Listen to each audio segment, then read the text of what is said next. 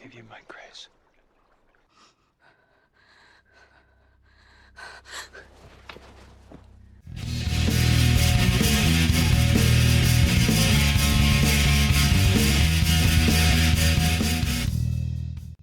Hai guys, balik lagi bersama saya di channel kesayangan suaminya dari istri tetangganya Anda. Gimana nih kabar kalian semua? Saya doakan semoga kalian selalu sehat walafiat serta selalu diberikan rezeki yang alhamdulillah untuk selalu bisa beli kuota agar selalu bisa menikmati alur cerita film dari Pendekar Review. Seperti biasa, saya hadir di sini dengan serangkaian alur cerita film untuk menemani waktu gabut kalian. Dan pada kesempatan kali ini saya akan membawakan sebuah alur cerita film yang berjudul Low.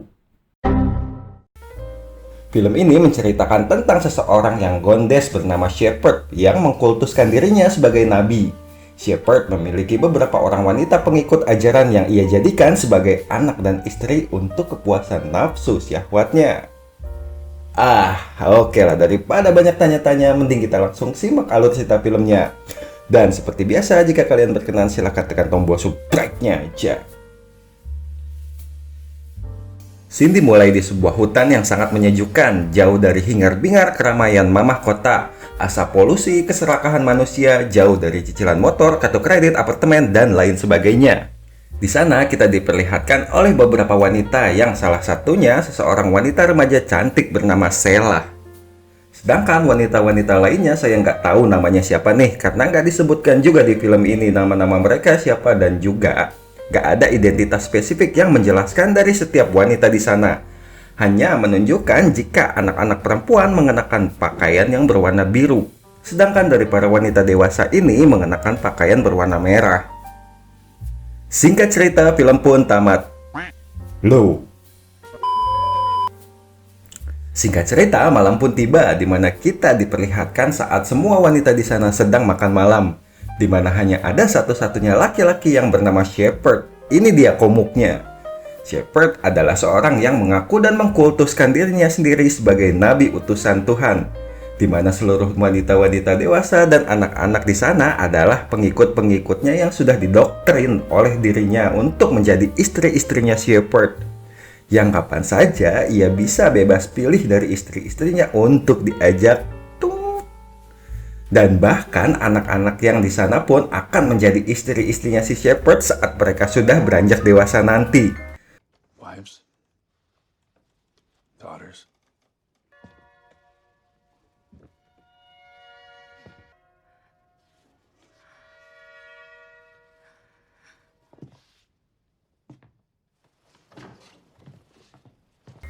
Di keesokan hari setelah puas menanam jagung semalam, Shepard dan salah satu wanita yang ia ajak adu mekanik keluar dari kamarnya.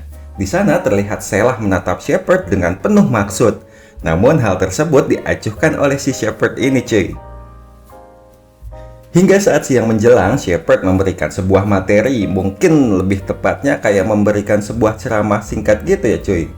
Di sana juga ada Sheila yang memperhatikan Shepard dengan penuh seksama bersama para wanita-wanita dewasa yang lainnya, di mana seluruh wanita yang ada di sana memang sudah didoktrin oleh si Shepard ini sampai mereka sangat terobsesi dengan dirinya yang mengaku utusan Tuhan dan mampu memberikan rahmat pada setiap pengikutnya.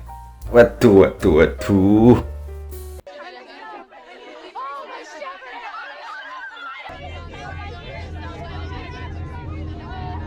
Thank you, Shepard, for allowing us to be your wives. Di suatu hari, Sheila pun sedikit bertengkar dengan salah satu remaja perempuan yang hal tersebut membuat Sheila dihukum membawakan makanan-makanan sisa ke sebuah pondok yang cukup jauh dari camp mereka. Dengan emosi, Sheila pun akhirnya membawa makanan sisa tersebut ke sebuah pondok yang dimaksud. Sisters, stop. Sella, take the leftovers out to the hut, please.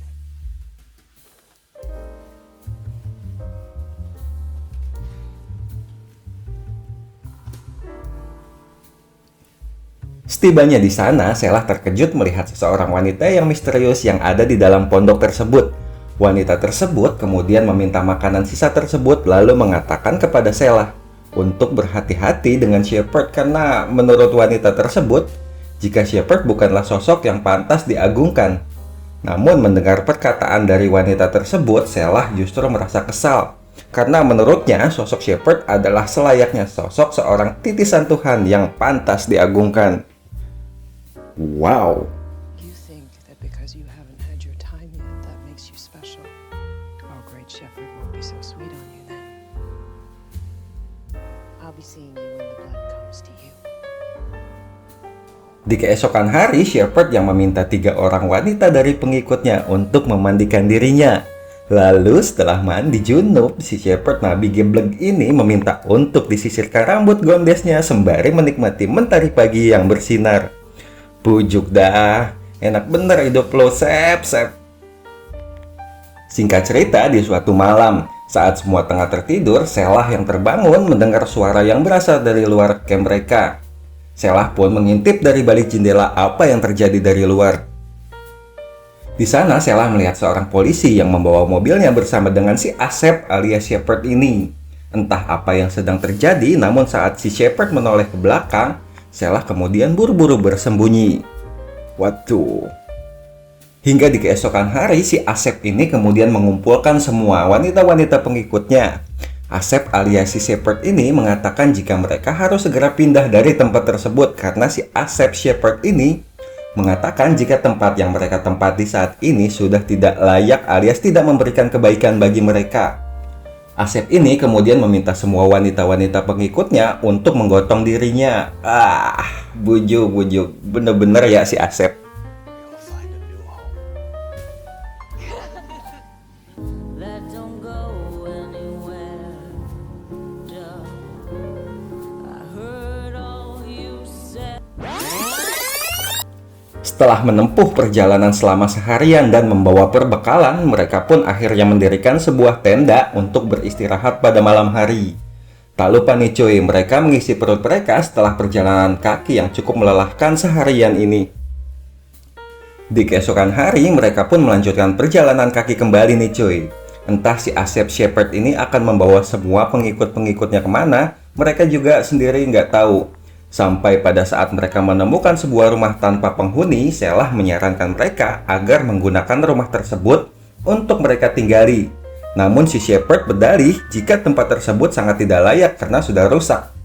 Ya kalau rusak kan bisa dibenerin ya Sep. Mau dibawa kemana sih ini gundik-gundik lo?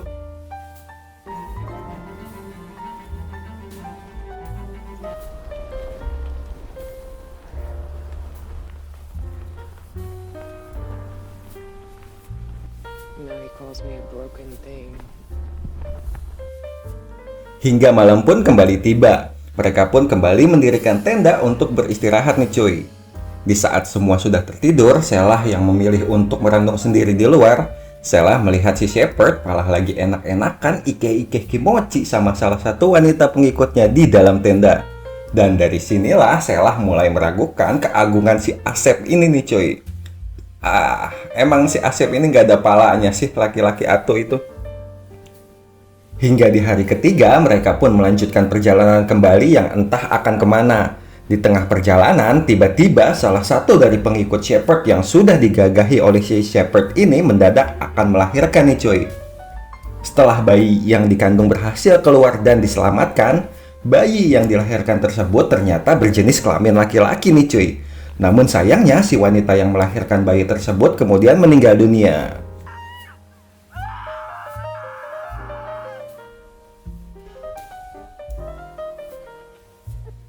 Get down!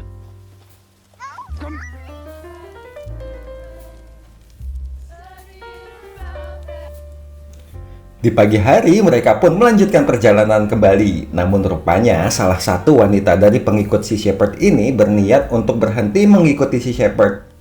Wanita tersebut berencana untuk membawa dan menyelamatkan bayi laki-laki tersebut. Karena si Shepard ini berkata hanya cukup satu jantan yang ada di kumpulan mereka, yaitu tak lain dan tak bukan ya si Asep ini sendiri.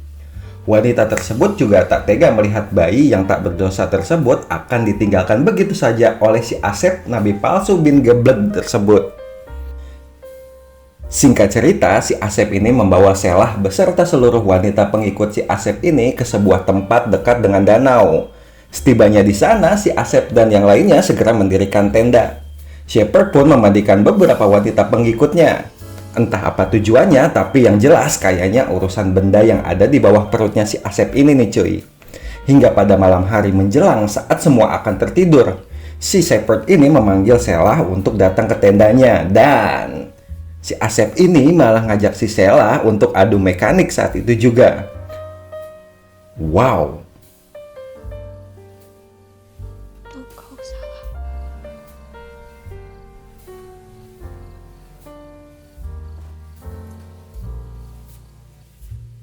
Come here. You're so beautiful.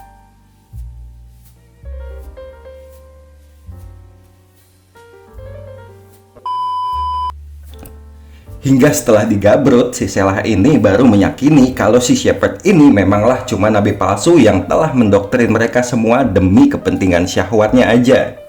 Dan di keesokan harinya, Sheila dan para wanita-wanita yang telah menyadari kalau Shepard ini cuma nabi palsu pun segera membantai Shepard sampai is dead. Where's my mother?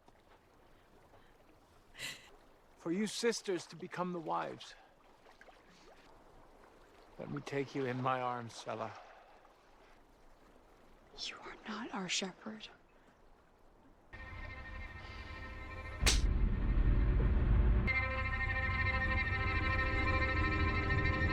Tamat. Oke lah Sobat Rebahaners, itulah serangkaian alur cerita dari film The Other Lamb. Bagaimana? Cukup serukah filmnya? Film ini mengangkat tema dari filosofi patriarki, di mana si sosok Shepard ini satu-satunya lelaki dari semua wanita yang dominan sebagai pemimpin. Film ini juga sangat syarat akan simbolis sih cuy. Dari mulai sosok si Shepard sebagai satu-satunya laki-laki dan juga penggunaan menstruasi kepada wanita sebagai simbol fase perubahan usia bagi wanita. Di ending film kita diperlihatkan oleh revolusi pemikiran Sheila yang berusaha menentang Di ending film, kita diperlihatkan oleh revolusi pemikiran Sheila yang berusaha untuk menentang kedikdayaan si Shepard yang memimpin sebagai pemimpin sekte sesat mereka. So, kalau gitu saya pamit undur diri. Akhir kalimat, jangan lupa subrek jika kalian berkenan. Salam santuy, salam rebahan, dan see ya.